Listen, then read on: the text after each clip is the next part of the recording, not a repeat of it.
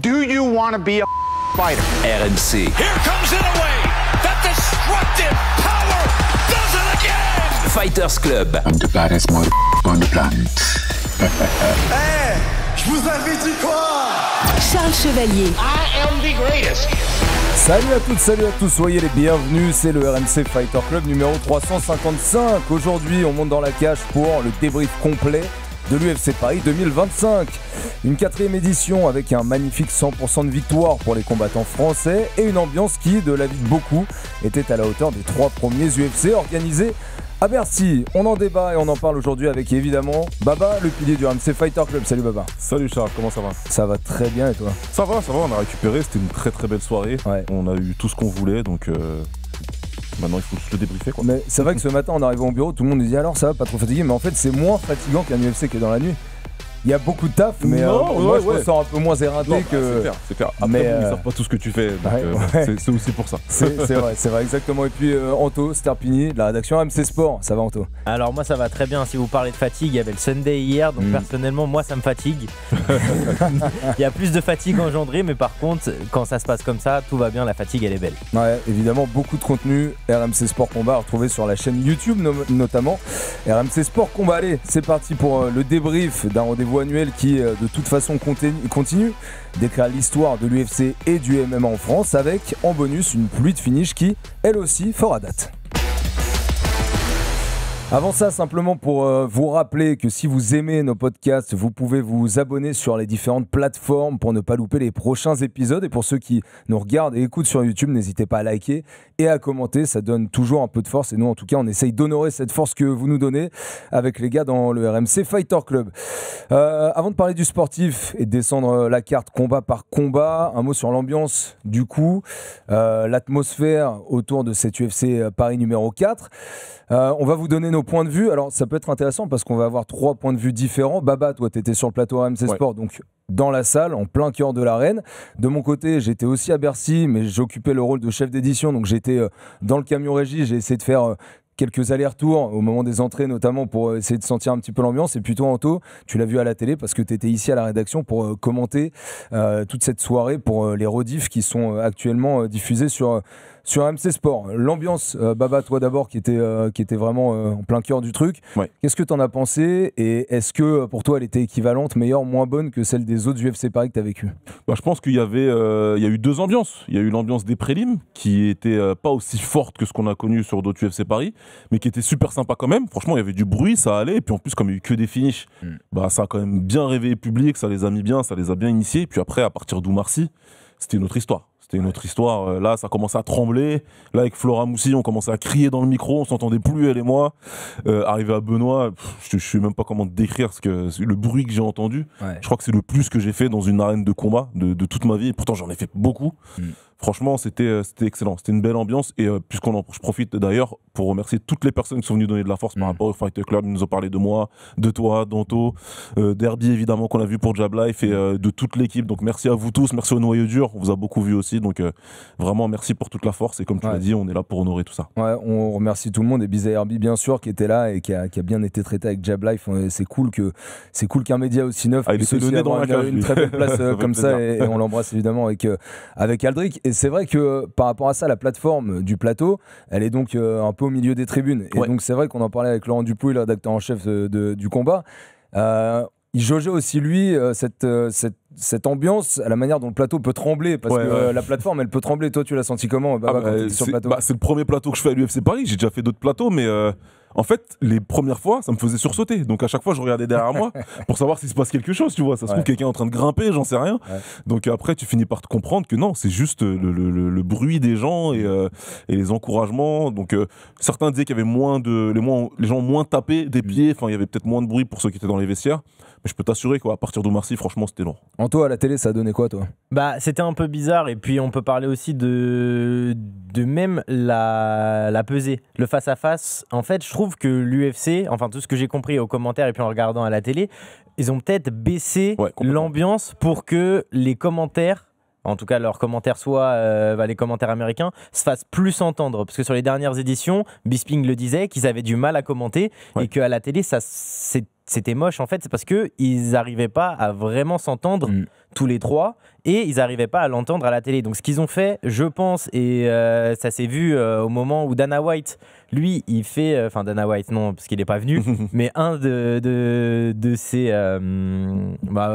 qui travaille pour l'UFC, il avait fait la vidéo, tu sais, le POV de Nassourdine et Caillou.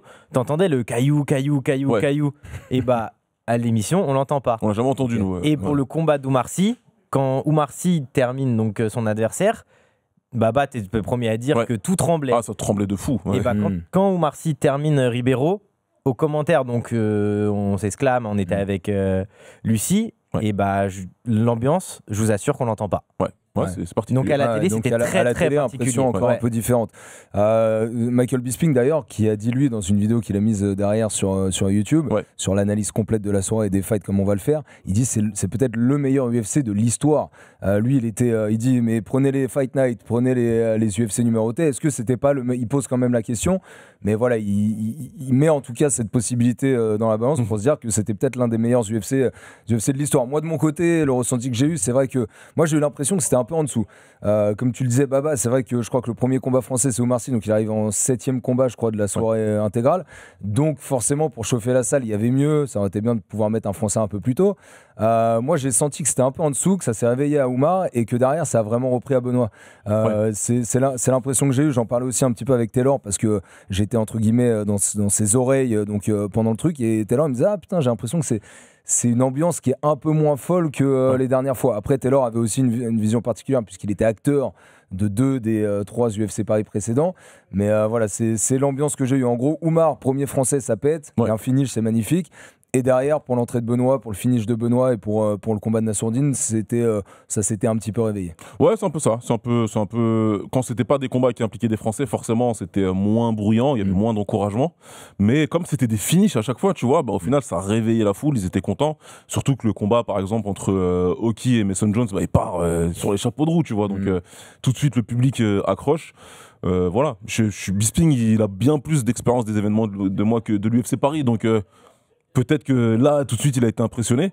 Mais si lui te dit ça, ça veut dire quelque chose. Mais il n'y a pas que Bisping, il y a Cormier aussi qui a fait une réac. Bon, lui, il n'était pas sur place, mais il a fait une réac directement dans les 10 minutes après la victoire de Nassourdine, où il a dit, les gars, l'année prochaine, je veux être là. Il s'est posé, donc peut-être un problème avec Bisping, mais il a dit, l'année prochaine, je vais être à Paris. Non, mais il y a des vrais updates qui sont faits année après année, en tout cas avec les UFC Paris. Ça l'est en France et ça l'est à l'international. Sur le nombre de spectateurs, on est comme tous les ans entre 15 et 16 000 spectateurs. Par contre, le record de la billetterie a été battu à nouveau. On était à un peu plus de 3 millions en 2022, on était à peu près 4 millions en 2023, en 2024, et là on est à 4,3 millions de recettes à la billetterie, ce qui confirme encore une fois que c'est le record historique pour la salle de l'Accor Arena et de Bercy, même plus à l'ancienne, mais voilà, personne n'a jamais fait ça. J'aime à le redire parce que c'est quand même assez impressionnant, je trouve. Ouais, c'est impressionnant, c'est clair. Quand tu sais toutes les stars qui sont passées là, tous les sports qui sont passés là, enfin c'est un truc de dingue. C'est fou que ce soit un sport de combat si décrié comme ça pendant tant d'années qui fassent ces records-là. Maintenant,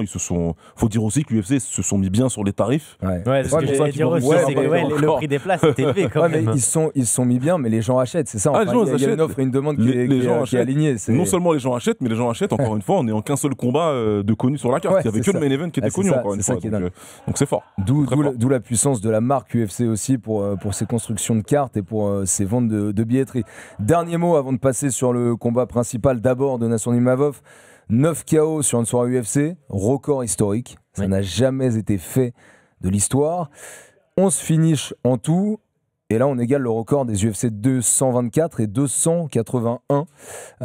Juste là-dessus, est-ce que vous pensez qu'il y a un impact justement de l'ambiance et du public sur les performances, même des non-français dans la cage ? Non, pas spécialement, non. C'est pas l'ambiance qui va... Pour les Français, oui, forcément, ça va donner envie aux Français d'avoir de meilleures performances. Mais quand tu vois que les 6 premiers combats, il n'y a aucun Français et ça dépasse jamais le 3e round, c'est juste magnifique. Même le premier combat, Bannon Hughes, c'est un très gros combat. T'as un finish 2e round. Il y a des soumissions. Bon, là, il y a eu plus de KO quand même dans cet événement-là. Mais en plus... on peut dire des fois c'est une question de matchmaking où les combats les combattants ne s'équivaut pas, ils n'ont pas le même niveau, mais au final là si le matchmaking était bon, c'était à peu près tous dans le classement 43e, 44e, enfin il n'y avait pas 10 places d'écart entre chaque combattant.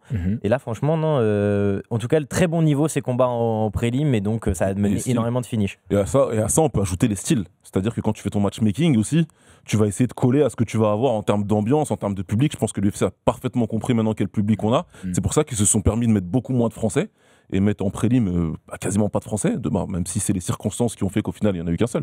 Mais en fin de compte, je pense que le matchmaking il a été fait aussi pour un petit peu se dire on a de l'électricité, on va pouvoir avoir du répondant. Tu prends le problème à l'inverse. La solution, tu la vois inversée. On va mettre des action fighters, on va mettre quelque chose qui fait que ça va aller vite, et puis après, tu fais et t'espères. Et là, au final, ça a battu des records. En gros, quand tu vois que tu vas avoir un combat qui peut produire des étincelles, tu préfères le mettre là qu'à l'Apex. Exactement. Il te faut si tu le mets, on en a eu parce qu'il n'y a pas eu le choix. Maintenant, ils veulent continuer l'Apex parce qu'on sait que ça leur fait des belles économies. Mais à choisir, oui, il faut un peu plus d'attention. Et là, ils mettent celui-là en France. Dans le choix des combattants, ils ont été bons parce que quand tu regardes vraiment les combattants un par un, il y a beaucoup de combattants qui avaient 1 an de hiatus entre leur dernier combat et celui-là. Donc, c'est pas. Ils cherchent, ils ont dit bon, on va mettre des Européens, on va mettre des action fighters et peut-être des combattants qu'on utilise un peu moins, qui sont pas encore, comme je reprends une expression que tu dis, ils sont pas encore sur le marché américain, comme tu disais pour Morgan Charrière, qui lui il a atteint le marché américain. Ces combattants-là qu'on a pu mettre en prélim, ils n'avaient pas encore atteint ce marché américain. Ils se sont dit c'est action fighters, on va les mettre sur le marché européen, on va voir ce que ça donne, et ils ont réussi leur pari. Ouais, en tout cas, pour le coup, un public aussi avec des Marseillaises qui sont partis un peu tout le temps, hyper unis, hyper souriants, enfin tu vois, pas d'ombre au tableau au niveau ambiance, quoi. C'est vrai que il y a une unité quand même dans le public MMA qu'on a pu constater. Il y avait des étrangers, il y avait évidemment beaucoup de Français, mais tout s'est passé hyper bien, et tout le monde avait vraiment le sourire, et les résultats des Français a pu aider, mais en tout cas c'est un sans faute à ce niveau-là, donc big up quand même à tous ceux qui étaient samedi soir dans la salle de Bercy. Allez, c'est parti, on va descendre la carte en privilégiant les combats des Français. On évoquera les combats internationaux, notamment avec la victoire de Mason Jones contre Bolaji Oki et la retraite de Paul Craig aussi après sa défaite contre Bukauskas.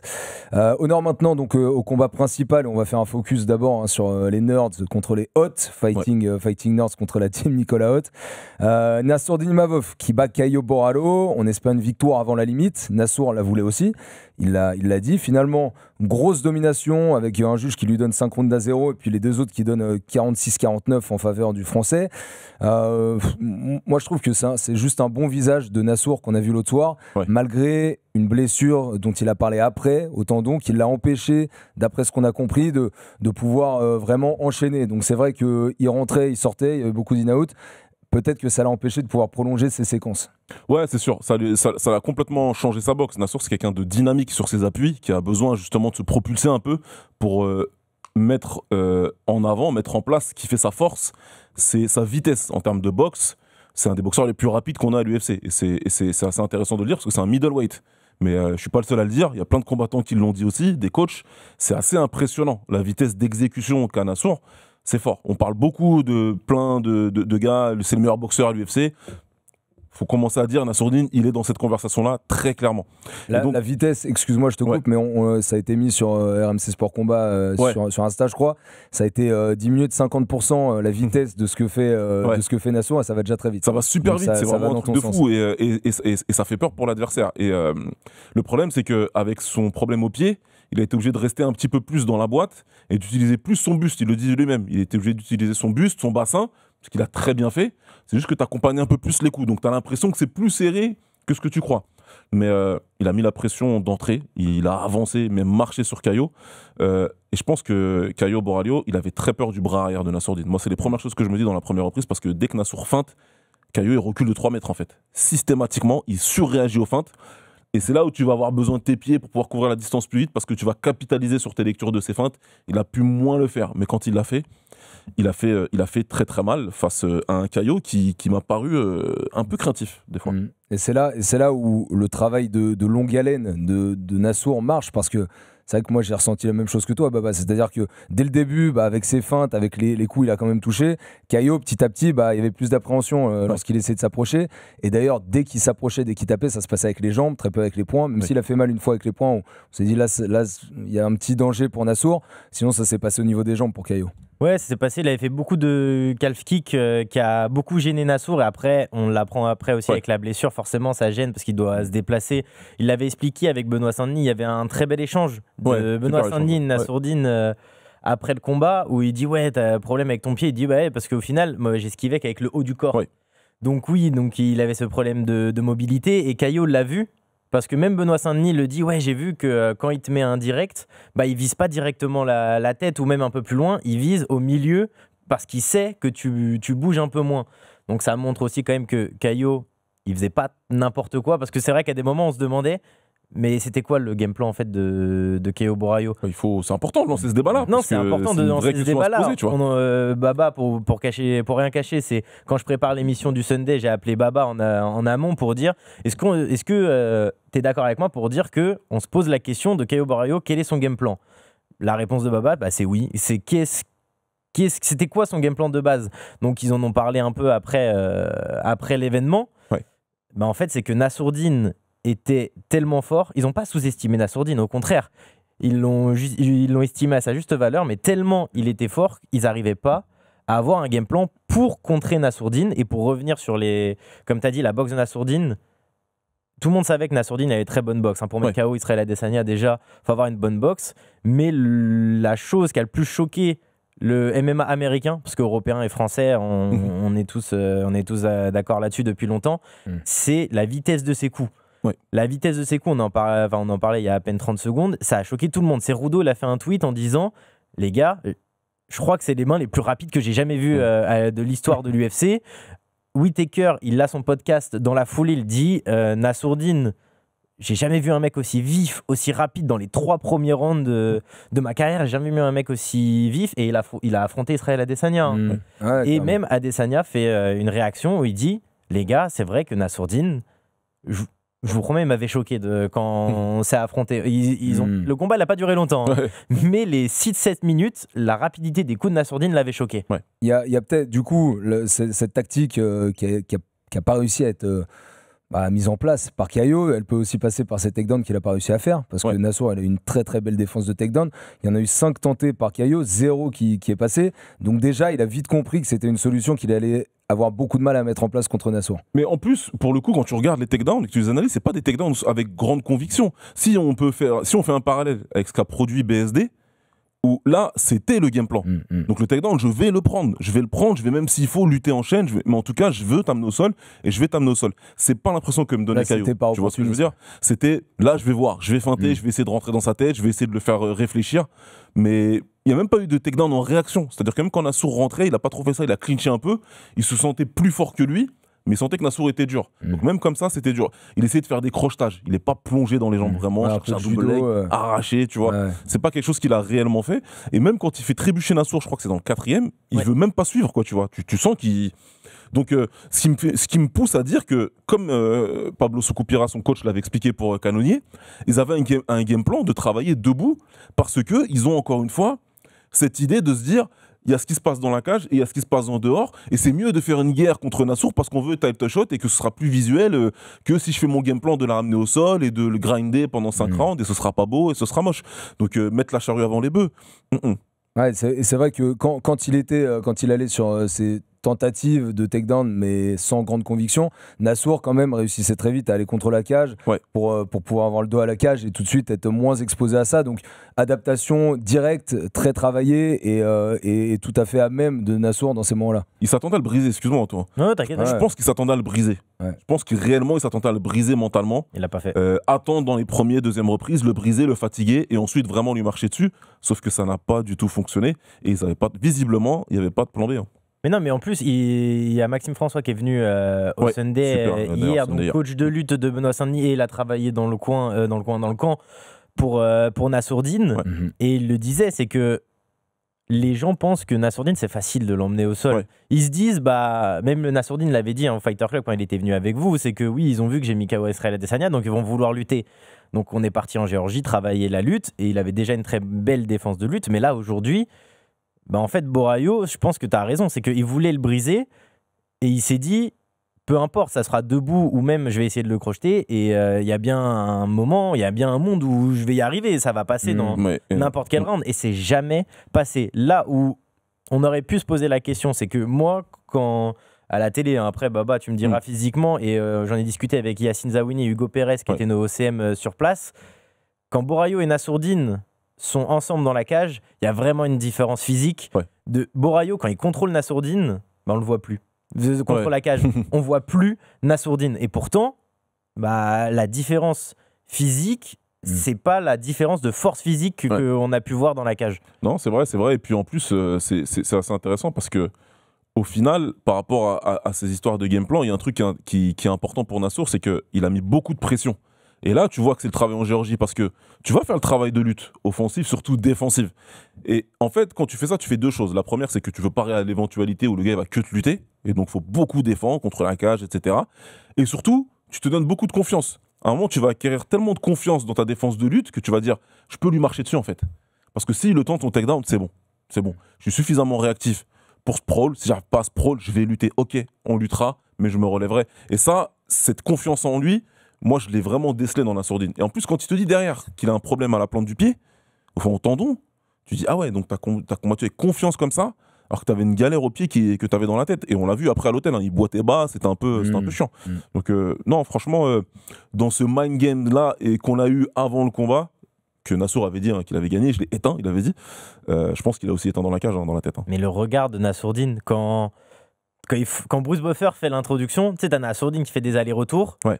Il lance un regard à Caio, genre, tu sais, t'as l'impression que le combat est fait et que ça y est, il va gagner. Ça a été pendant tout le combat, parce que c'est vrai qu'il y a un moment, on le voit bien à l'image aussi, il retourne vers son coin, Nassour, il fait un petit clin d'œil, un sourire au gars, en mode c'est bon, ça se passe bien, tout va bien, vous inquiétez pas, il n'y a pas de galère.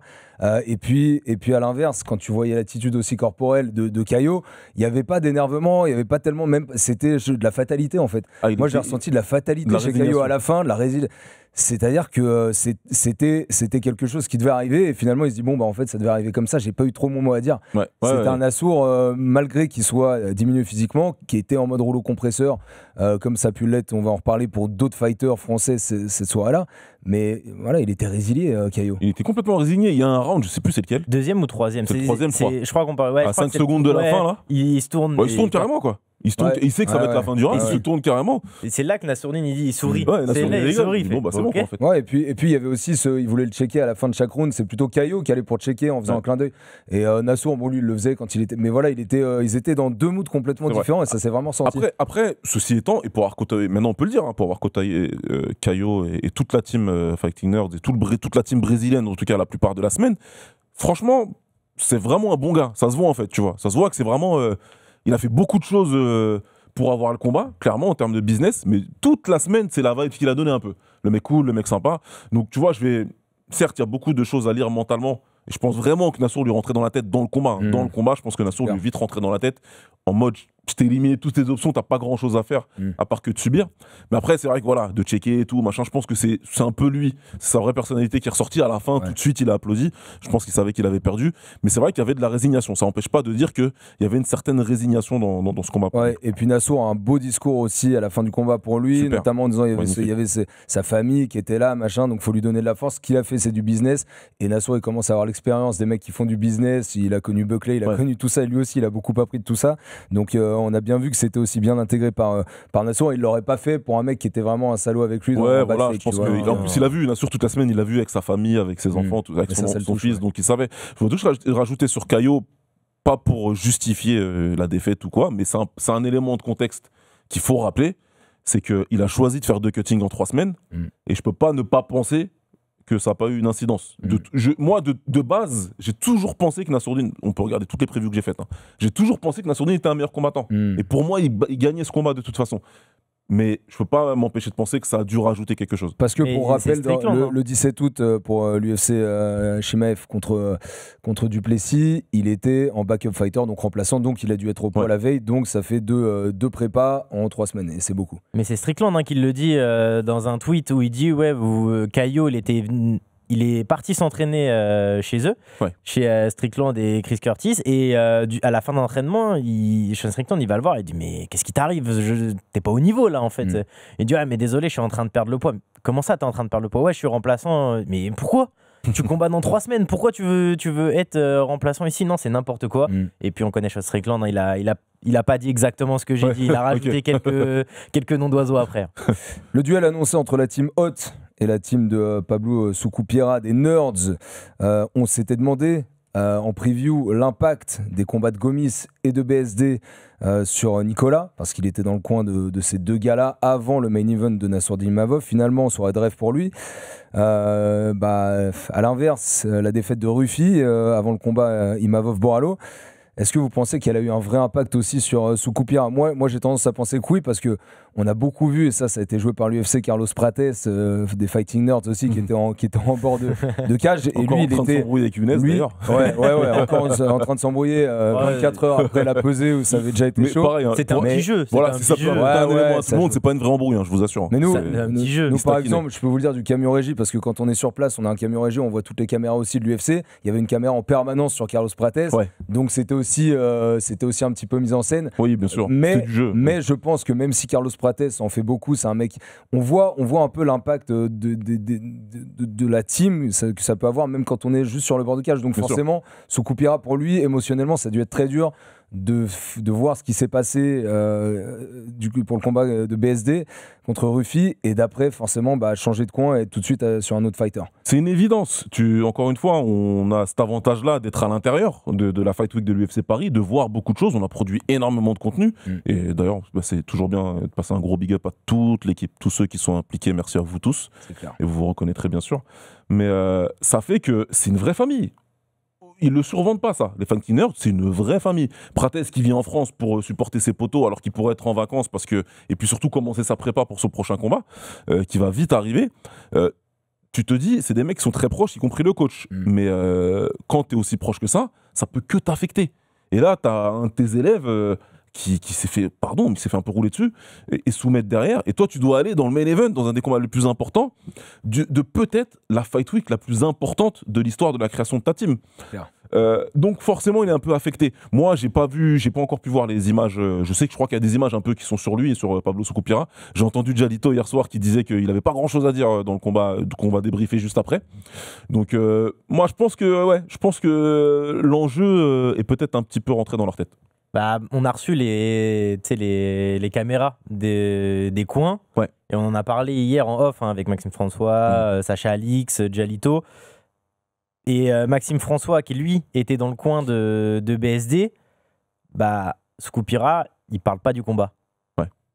Il parle pas, donne des consignes, mais pas tant que ça. Donc ça montre aussi ce qu'a fait BSD et ce qu'ont fait Nicolas Hot hier. Ils n'avaient pas de réponse, et c'est pas juger le travail de Pablo Sucupira, c'est que il n'avait pas en tout cas la question c'est BSD, il n'avait pas la réponse. Ouais. Après, je suis toujours un peu mitigé d'analyser ce qu'on a entendu dans les coins en après-coup, parce qu'il y a des moments où les discours peuvent ressembler à ça, et pourtant ça a fonctionné, le combat a été gagné, tu vois. Donc c'est aussi des manières de travailler. En parlant avec des sportifs, on comprend bien que certains ont besoin d'être boostés dans ces moments-là, d'autres ont besoin de plus de dialogue, d'autres n'ont pas besoin de tactique parce qu'ils n'arrivent pas à réadapter une tactique quand c'est dans ces moments-là. Donc je pense que toi, Baba, en tant que coach, tu sais qu'il y a plein de discours à avoir différents en fonction des fighters. Voilà, en fait, c'est quand même bien de mettre le point en avant. Bien sûr, non, mais c'est important. Encore une fois, c'est l'inside. Et puis il y avait quelque chose. Si c'était une fight night normale, j'ai rien à te dire. On en a tellement fait des caisses sur les Fighting Nerds et sur le coach qu'on est obligé quand même d'aller regarder. Tu vois ce que je veux dire ? Et puis il y avait une opposition entre les deux coachs. Nicolas, toute l'année dernière, on a loué justement sa capacité à faire quelque chose dans les interrounds, à apporter de la qualité. Donc forcément, moi le coach, j'étais intéressé, mais juste en tant que coach, moi, tu vois. Même si vous deux, vous le savez aujourd'hui, pour l'instant, je suis en retrait du coaching, mais voilà, j'ai encore mon œil qui me dit qu'est-ce que je peux apprendre là, tu vois.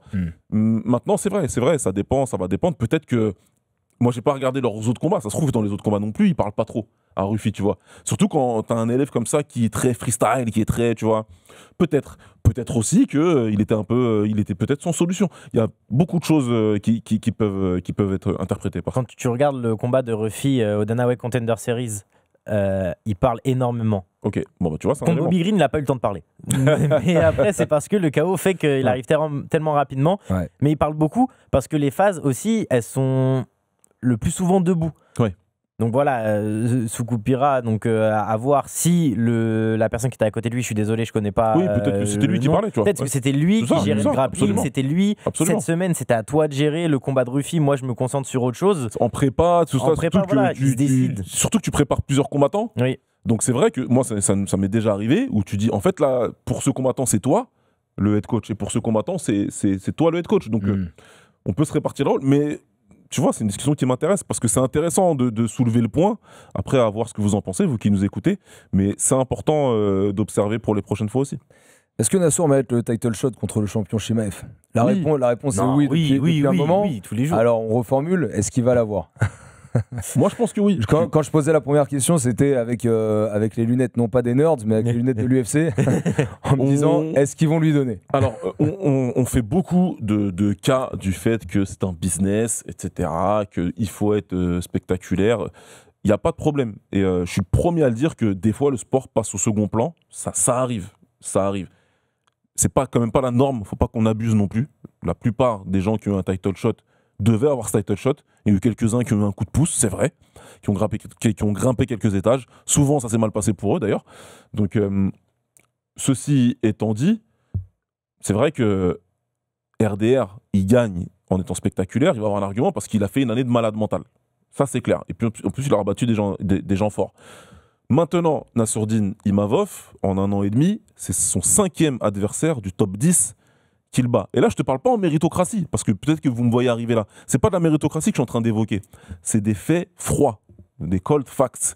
Et les matchmakers travaillent avec ça aussi, et travaillent beaucoup avec ça. Et ça, tu vois, c'est quelque chose, tu vas pouvoir faire du marketing avec. Est-ce que c'est peut-être pas le combattant qui n'a pas une ceinture le plus fort actuellement ? Tu vois ce que je veux dire ? Et quand tu bats 5 combattants du top 10 en 1 an et demi, j'ai envie de te dire, c'est très probable. C'est plus que probable que c'est le mec le plus fort qui n'a pas de ceinture actuellement, tu vois. Donc, et il y a des noms, hein. Il y a des noms. Donc là, vous allez pouvoir me dire en commentaire, mais non, il y a lui. Moi, je vous parle factuellement. Qui a fait ça ?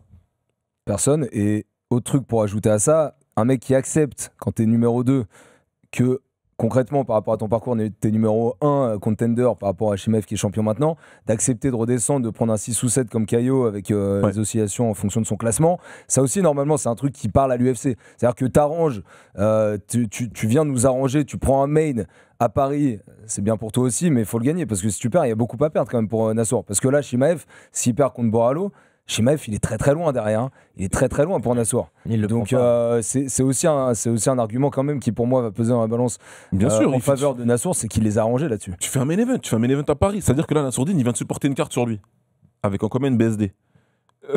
Alors, on revient sur le business, vas-y. Ok, main event à Paris, il cartonne. Tu fais le record à la porte, etc. Ouais. Bah, c'est du business. Alors oui, et en plus, il y a les réseaux sociaux, donc on peut même plus dire qu'il fait pas les réseaux, etc.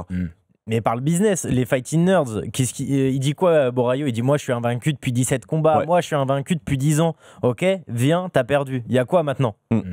On fait quoi maintenant ? J'étais 4e, j'ai pris Allen qui était 8e. J'étais 2e, j'ai pris Borralho qui était 7e. Entre-temps, je mets KO Adesanya. Dolidze, il avait accepté un combat en 3 semaines. Au final, c'est décalé. Cannonier, ça devait être un 3 rounds. Ça s'est transformé en 5 rounds. Il met KO Cannonier qui n'a jamais été terminé. J'ai vu l'UFC, enfin on a tous vu l'UFC à la fin du combat de Nassourdine, ils ont mis win streak en middleweight.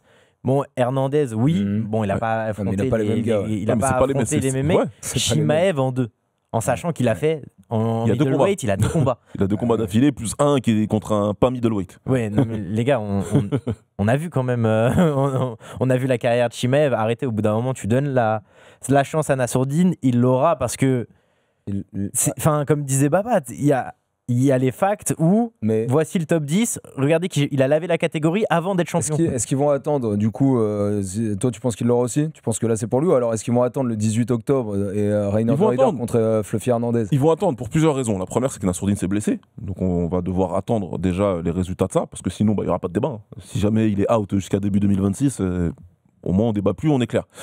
Ils vont quand même attendre de voir ce qui va se passer pour RDR Fluffy, mais encore une fois, il y a tout ce qui s'est passé en coulisses, qu'Anto a très bien résumé là tout de suite, qui donne encore plus d'éléments.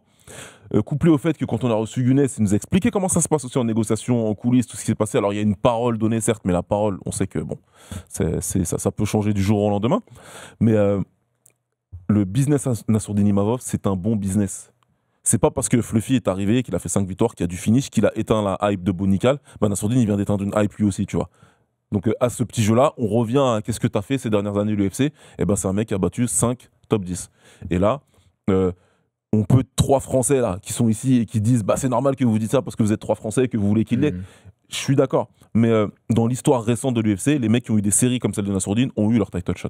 Ils ont fini par l'avoir. Et tu peux peut-être parler de Tony Ferguson, mais les lightweights, c'est tellement particulier que c'est presque à mettre à part, tu vois. Et puis, avec ce qu'on a vu aussi de Nassourdine là, ça confirme que le match-up serait intéressant à voir. Parce qu'on sait ce que ferait Chimaev. Forcément, il est en lutte tout de suite. Bon, c'est ce qu'il fait toujours. Et puis, du coup, on sait aussi ce que ferait Nassour. C'est-à-dire que lui, il essaie comme on pouvait l'envisager, de garder cette distance et d'utiliser ses longs segments pour pouvoir toucher et faire mal à Chimaev. Donc, en plus, l'opposition de style serait certainement hyper intéressante à voir.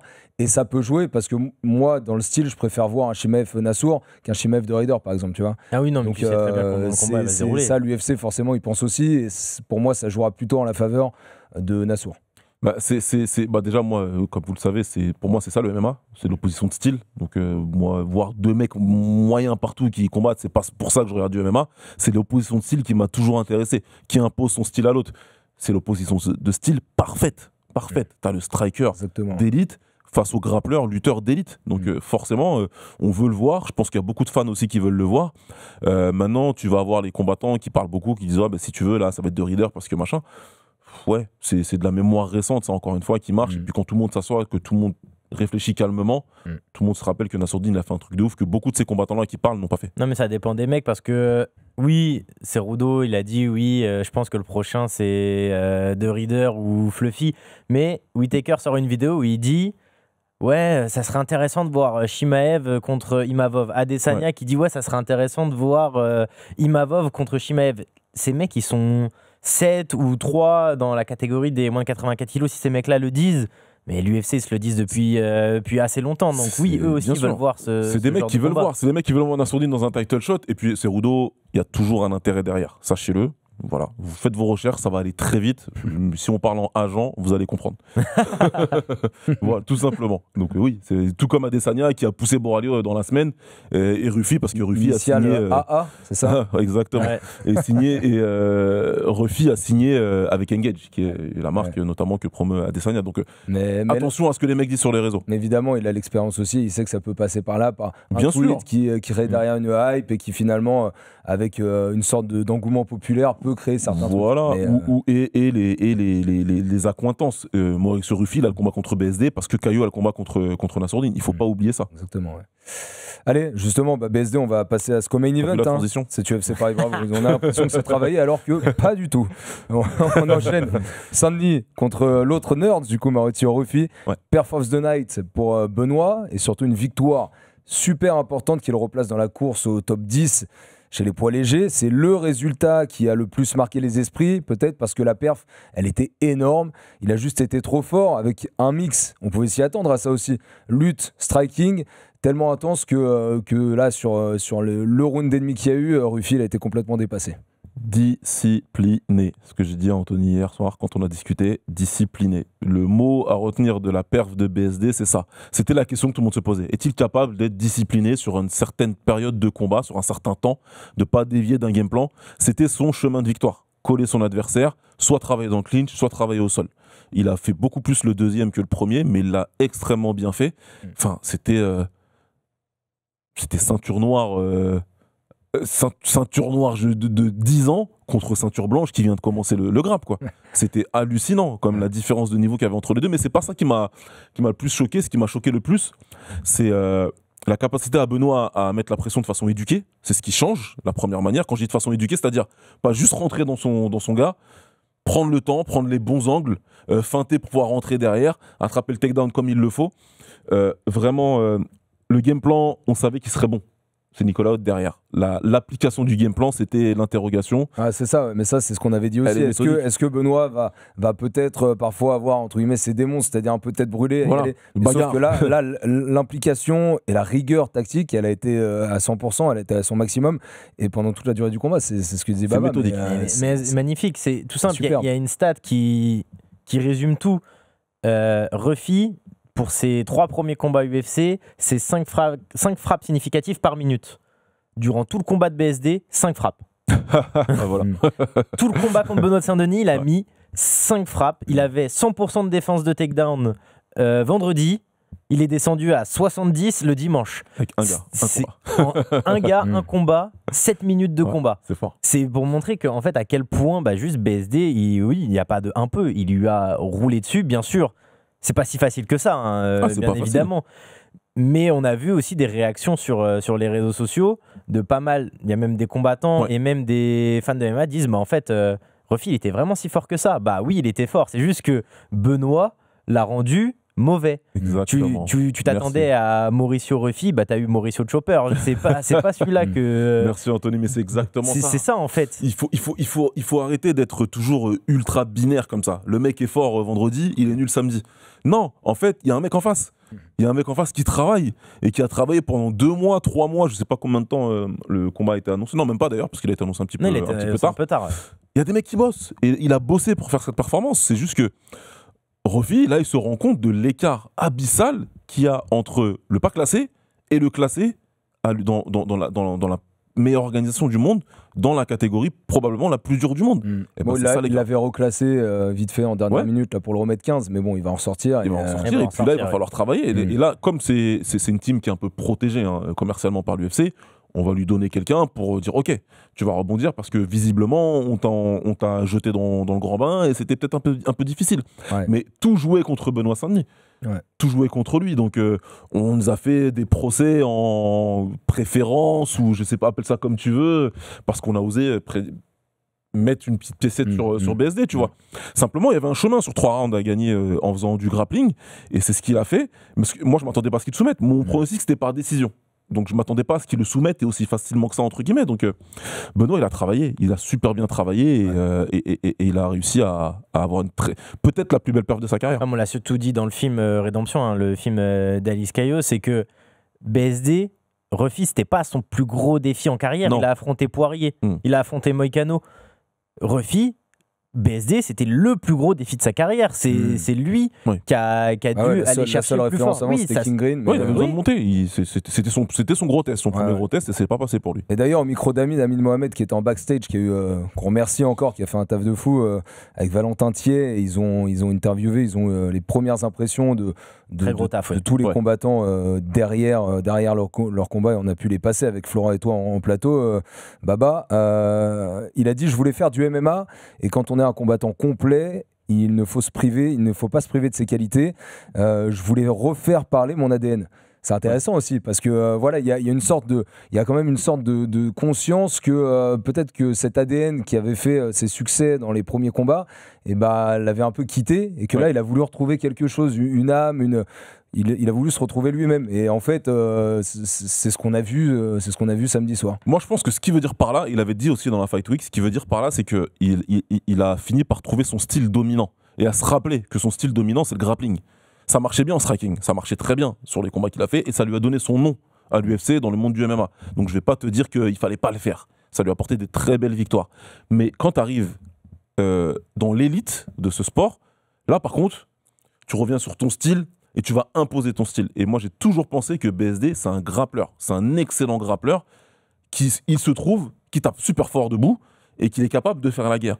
Mais c'est beaucoup mieux quand il fait ce qu'il a fait. Parce que quand il fait ce qu'il a fait, il leur laisse aucune chance. Et quand il fait ça, il peut combattre dans 3 mois. C'est-à-dire qu'au Madison Square Garden, il peut y être. Et c'est ça qui est important pour ta carrière à l'UFC. C'est les opportunités que tu vas pouvoir saisir.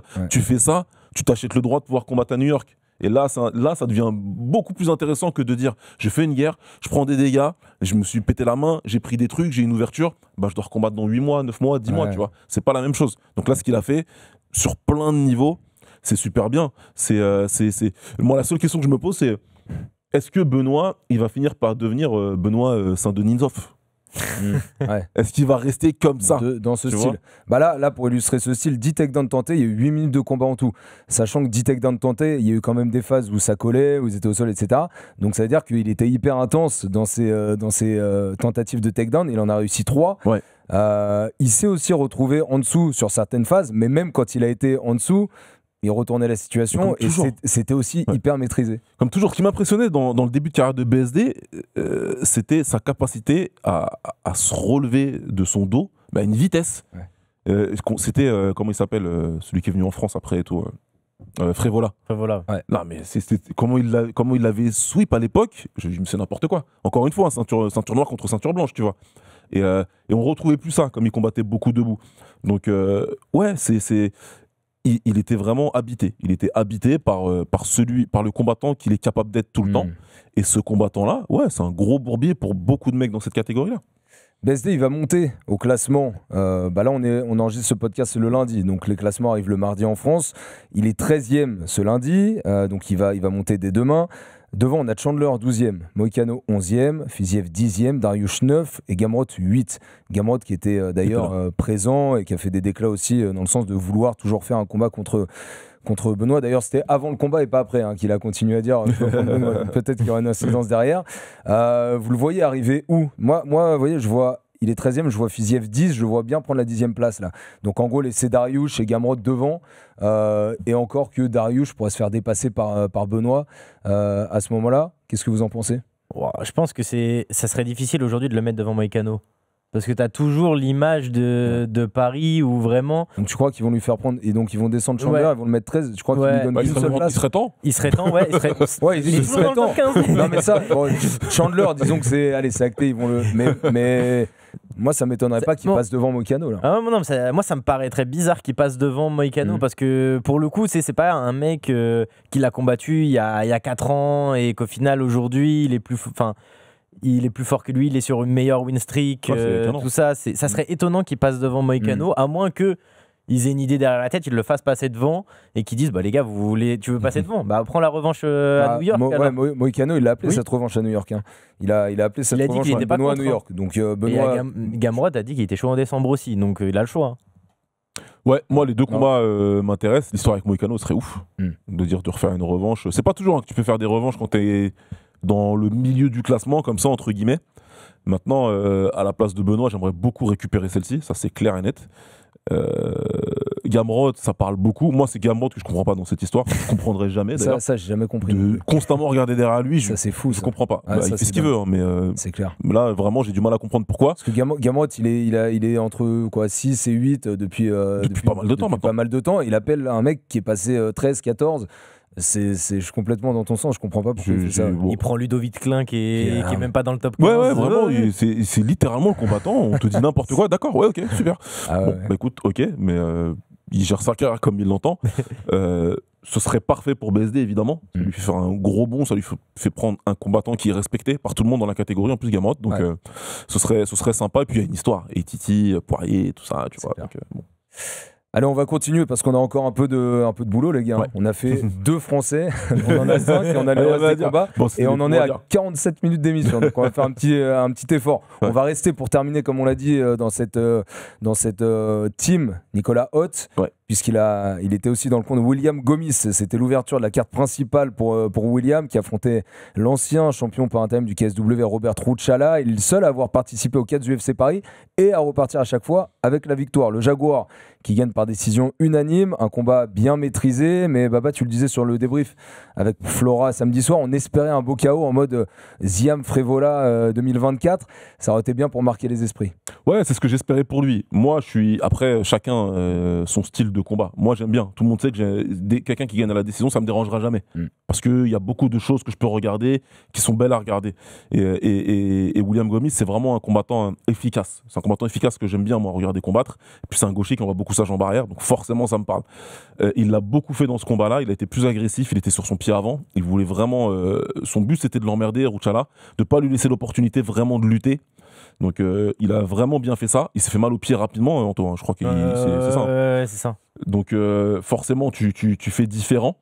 Le finish, il est pas venu. Bah écoute, après, peut-être que ça va encore faire une fixette là-dessus. Moi, j'aurais aimé le finish pour lui parce que William, c'est des combattants qui méritent d'avoir un gros moment comme ça, comme Fares l'a eu l'année dernière, tu vois. C'était son 4e UFC Paris, forcément, tu t'installes et même s'il a des belles communions avec la foule, ça serait sympa pour lui qu'il ait ce truc-là en plus, tu vois. Maintenant, il gagne, William. Il gagne, et c'est pas facile de gagner l'UFC. C'est jamais un truc à éluder, parce que, prenons l'exemple de Taylor, notre consultant. Ouais. Taylor, il a fait 2 runs à l'UFC, 3-1 à chaque fois, mais sur le premier run où il est en 3-1, finalement, il est coupé parce que justement, toujours ils veulent des KO. Ils veulent du spectacle. Donc faut pas mettre ça de côté, à mon sens, pour William, quoi. Faut pas. Tu es obligé de l'avoir à l'esprit. T'es obligé de penser à ça. Tu te dis que ok, et Taylor ils l'ont coupé, et peut-être même pour moins que ça. Donc oui, évidemment que tu te poses la question.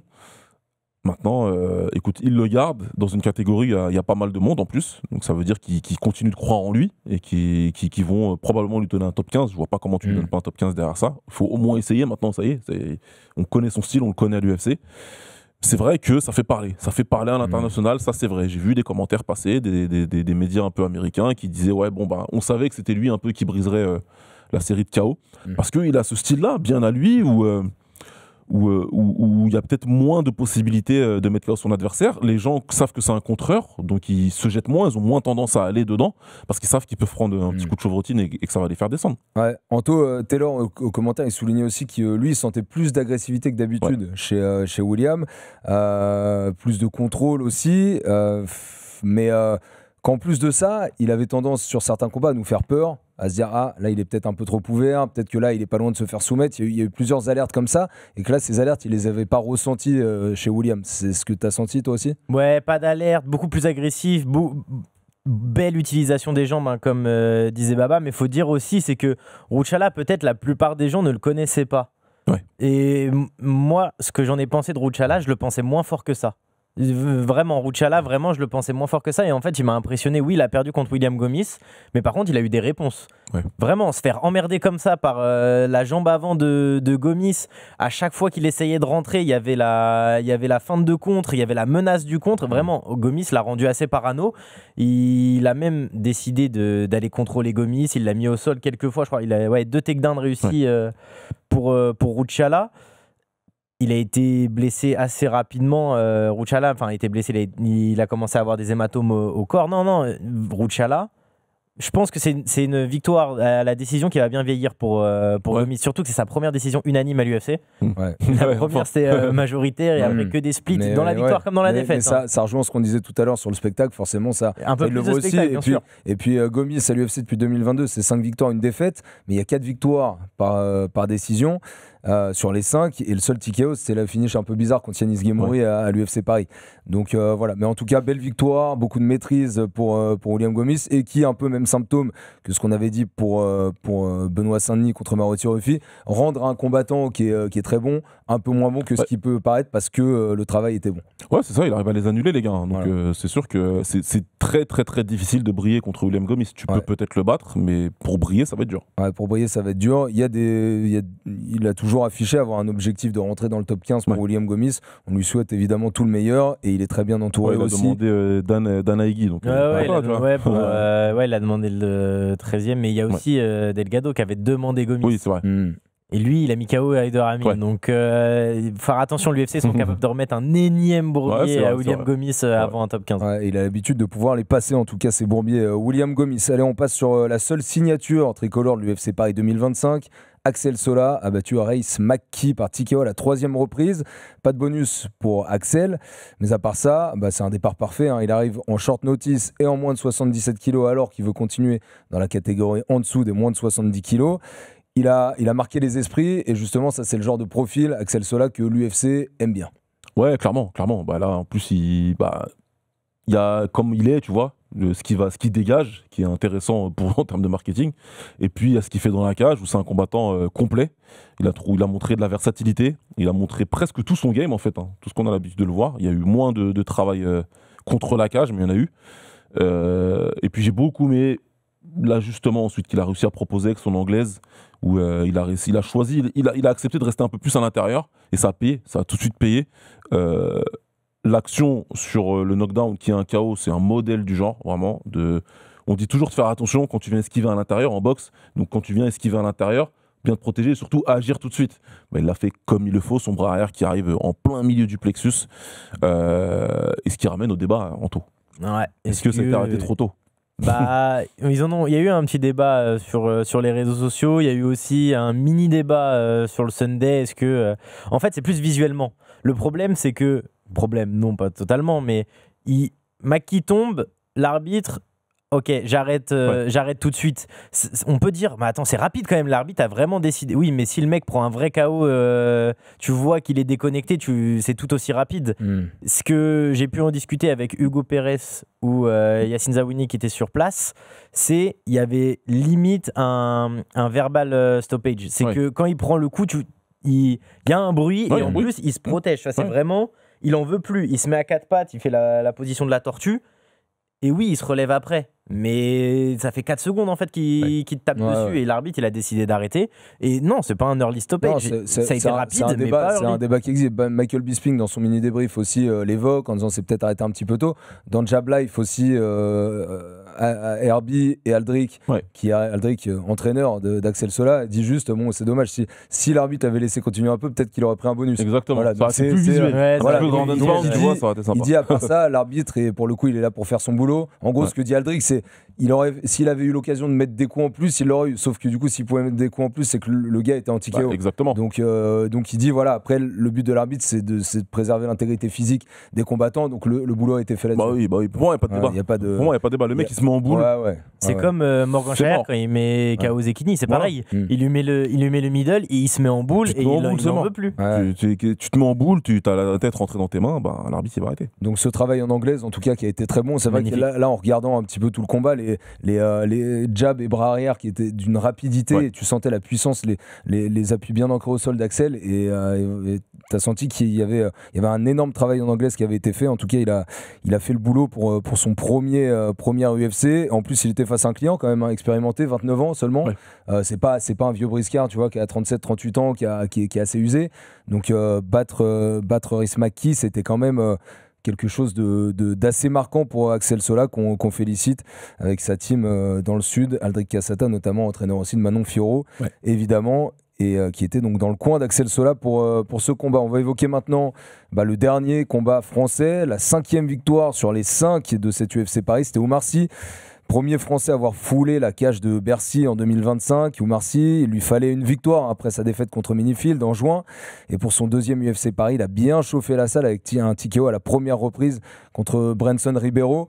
Voilà, là aussi, un Oumar Sy qui avait aussi gagné peut-être en humilité, parce qu'on dit souvent que la défaite, on apprend dans la défaite. Pareil, au micro d'Amin Mohamed, il a dit qu'il avait récupéré son ancien entraîneur et que ça lui avait fait beaucoup de bien. Il a dit que quand il avait fait 11 victoires sans défaite en 6 ans, il y avait une sorte de côté intouchable et finalement il a pris un préparateur mental pour ce fight aussi qui l'a beaucoup aidé. Donc voilà, dans la défaite qu'il a eu contre Minifield, on a eu l'occasion d'avoir un Oumar Sy 2.0 et ça s'est ressenti à Bercy. C'est parfait. En plus, tout ça, il ne nous le dit pas en Fight Week, tu vois. Donc c'est vraiment quelque chose qu'il veut garder secret le plus longtemps possible pour pouvoir ensuite expliquer à quel point il a évolué. Et il n'y a rien y a rien qui dit plus sur la qualité d'un combattant que sa capacité à se remettre en question. Avec ça, tu as tout dit, tu vois. C'est-à-dire que, il faut avoir le courage d'aller voir ton ancien coach pour dire « Ok, je me suis gouré, viens, on retravaille ensemble. » Je peux te garantir que 99% des combattants ne font pas ça. Je peux te le garantir. Et là, tous les coachs qui nous écoutent, ils rigolent. Et même les combattants, d'ailleurs. Donc non, chapeau, moi je tire un coup de chapeau à ça. Et puis le préparateur mental. Voilà. Aujourd'hui, c'est un game le détail compte plus que jamais. Tout le monde est fort. Ça y est, c'est plus le MMA, le sport de niche, je sais pas quoi.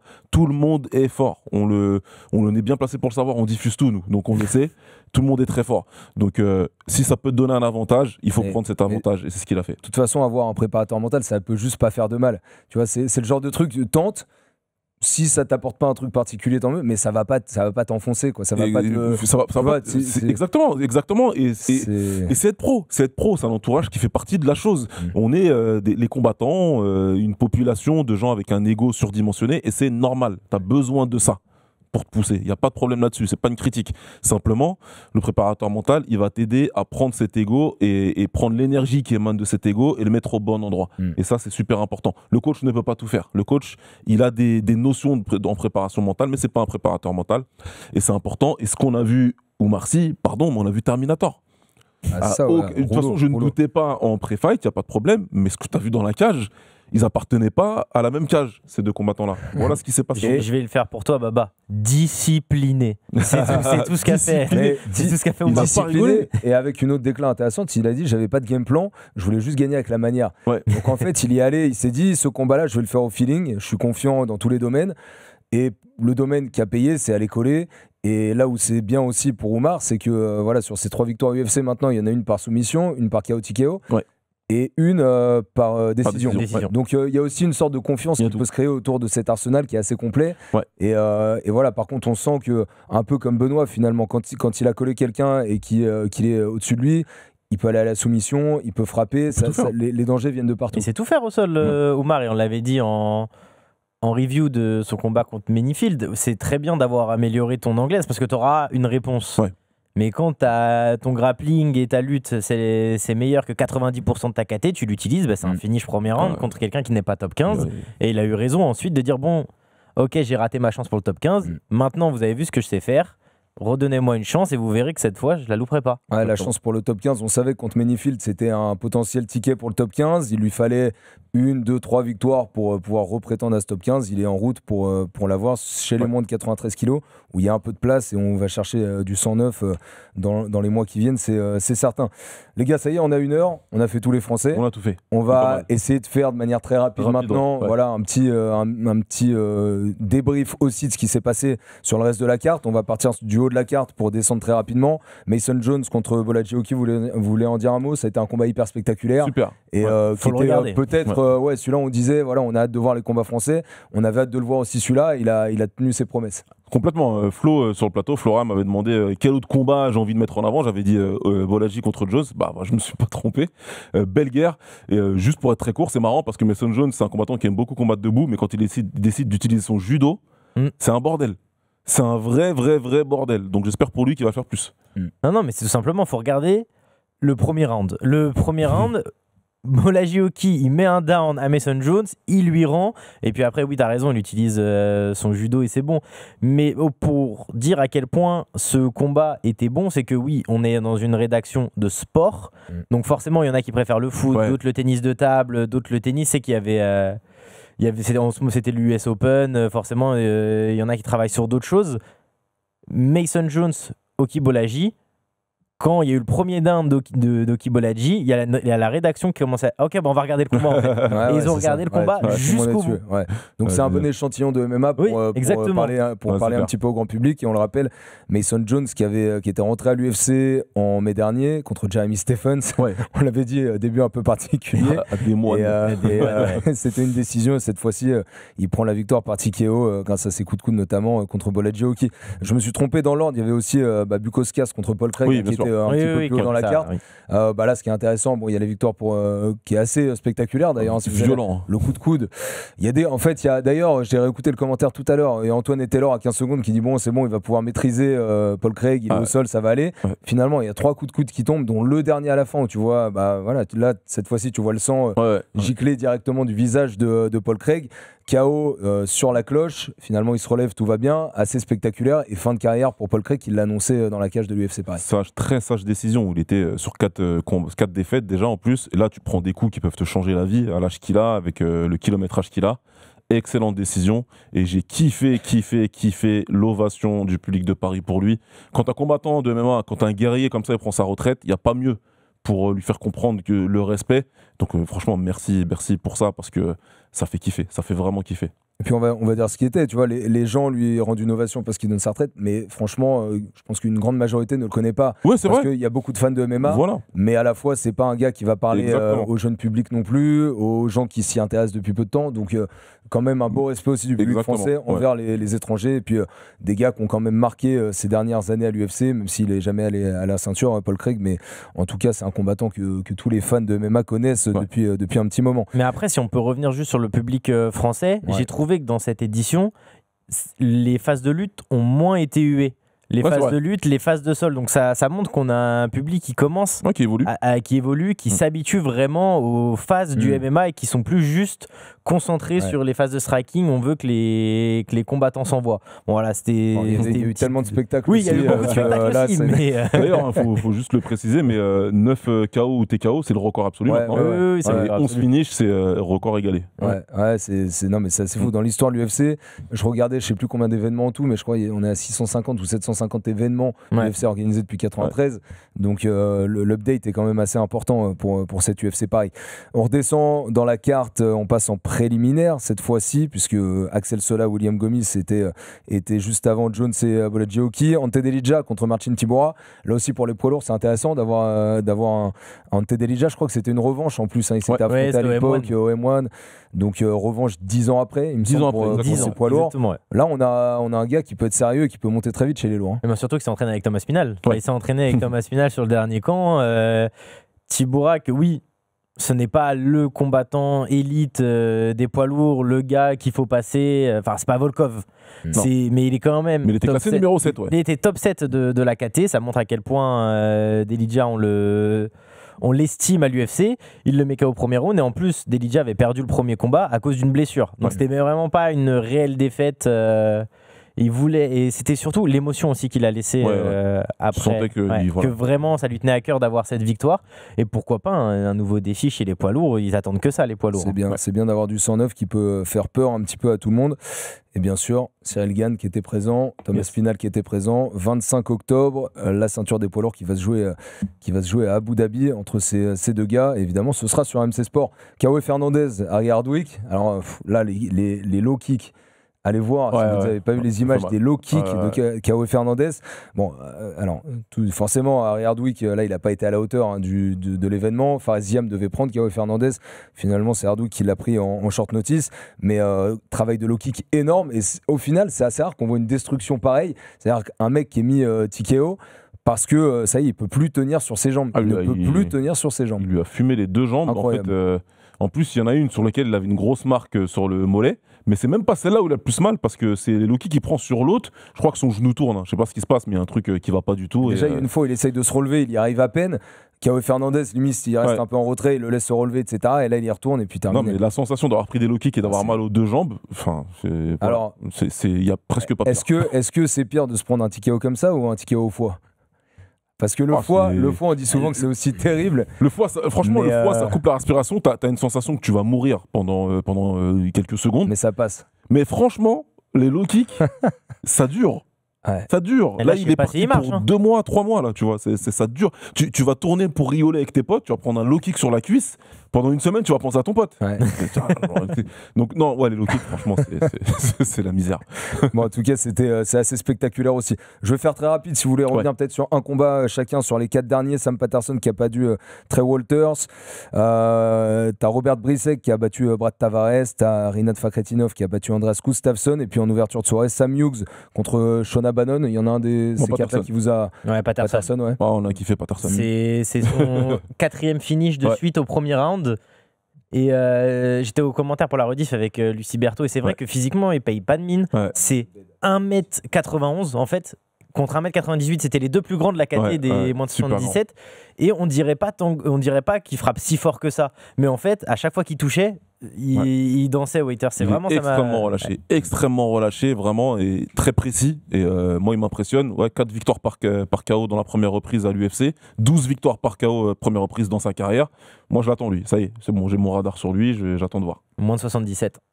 Voilà pour le débrief de cette UFC Paris, les gars. Je crois qu'on a été assez complet, je l'espère en tout cas.